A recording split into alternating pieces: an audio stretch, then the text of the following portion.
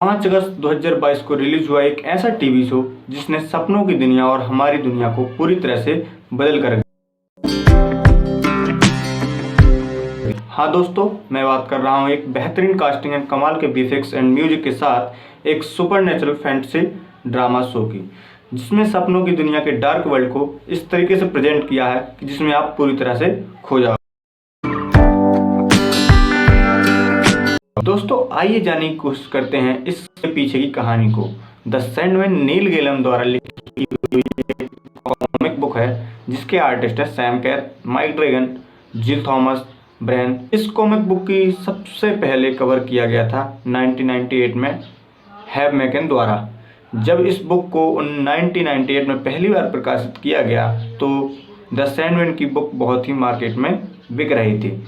देखते देखते यह बुक की सक्सेस को द सैंडमैन के और भी एडिक्शन प्रकाशित हुई, जिसमें द सैंडमैन का 75 एडिक्शन इतना ज़्यादा पॉपुलर हो गया कि इसने डीसी कॉमिक की द सुपरमैन और बैटमैन जैसी कॉमिक बुक को पीछे छोड़ दिया। इस बुक की इतनी सक्सेस और कॉमिक बुक की इंडस्ट्री में नंबर 1 होने के कारण इस कॉमिक बुक को अपनी सफलता को बरकरार रखना था। लेकिन आज की ऑडिशन कॉमिक बुक ना पढ़कर टीवी शो देखना पसंद करती है, तो जाहिर सी बात है कब तक नील गैलम अपनी नोवेल को बेचते ही रहते जब हमारे पास टीवी ग्राफिक जैसी चीज़ें हैं। फिर नील गैलम ने डिसाइड किया कि कॉमिक बुक पर हम एक फिल्म बनाएं, लेकिन किन्हीं कारणों से नील गैलम अपनी हाई सक्सेस कॉमिक बुक को 2 या 3 घंटे में नहीं समेटना चाहते थे, तो इस कॉमिक बुक के ऊपर एक टीवी शो बनाना चाहते थे। इससे पहले टीवी शो का ऑफर HBO के पास गया था, लेकिन किन्हीं कारणों से HBO ने इसके लिए मना कर दिया था। फिर कई सालों की मशक्कत के बाद नेटफ्लिक्स पर द सैंडमैन का पहला सीजन 5 अगस्त 2022 को रिलीज किया गया। दोस्तों, क्या है सीरीज कॉमिक बुक की तरह सक्सेस रही? क्या इस सीरीज को रेटिंग मिली? आइए इस सीरीज का रिव्यू करते हैं, इस सीरीज की कास्टिंग और एपिसोड और सारे नेगेटिव और पॉजिटिव पॉइंट को देखते हुए। सैंडमैन सीरीज, जिसकी IMDb रेटिंग 7.8 आउट ऑफ 10 है। इस सीरीज को नेटफ्लिक्स पर एक सीजन में 11वें एपिसोड के साथ रिलीज किया गया था, जिसका पहला सीजन 5 अगस्त 2022 को रिलीज किया गया। लास्ट सीजन 19 अगस्त को आया था। इस सीरीज को पहले हफ्ते में 274.22 मिलियन घंटे देखा गया।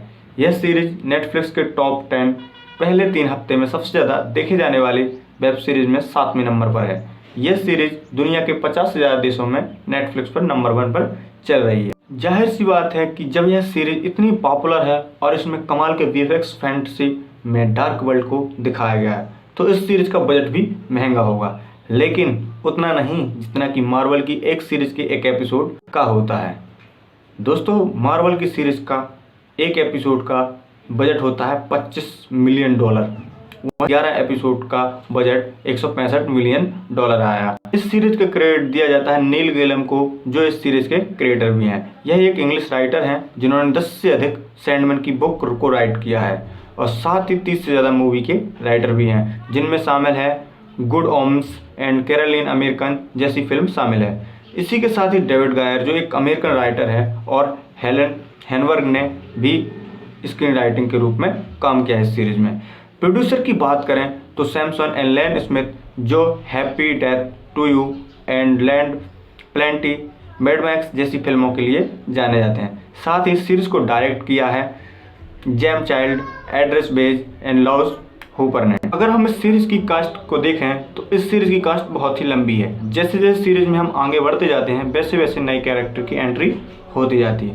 तो बेसिकली इस सीरीज में मेन रोल लीड किया है ड्रीम ने, जिनका असली नाम है टॉम स्टरेज, जिनकी उम्र है 36 साल, जिनको मैरी सैली, लाइक माइल्स, बीइंग जूला जैसी फिल्मों के लिए जाना जाता है। फैक्ट की बात तो यह है कि नील गैलम ने ड्रीम के रोल के लिए कम से कम 1500 ऑडिशन लिए थे, जब जाकर कहीं टॉम स्टरेज को इस सीरीज में कास्ट किया गया।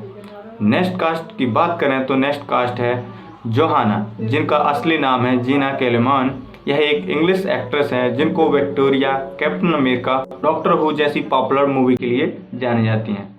अगली कास्ट है ग्वेंडोलिन, जिनने लूसीफर का रोल किया है। यह एक ब्रिटिश एक्टर है जिनको Game of Throne, Star Wars जैसे टीवी सी में बेहतरीन एक्टिंग के लिए जानी जाती है। अगली कास्ट है मैसन अलेक्जेंडर फॉर्क, जिन्होंने डिजायर का रोल किया है।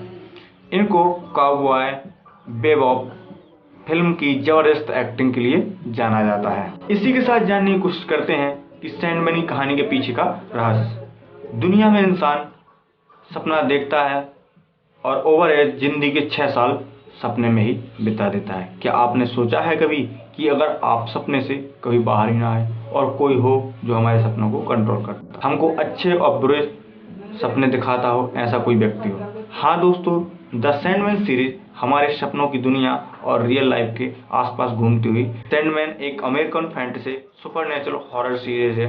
इस सीरीज को अकेले में ही देखें क्योंकि इस सीरीज में न्यूडिटी सीन को भर भर के दिखाया गया है। इस सीरीज में ड्रीम नाम का एक लड़का होता है जिसको मॉर्फियस नाम से जाना जाता है।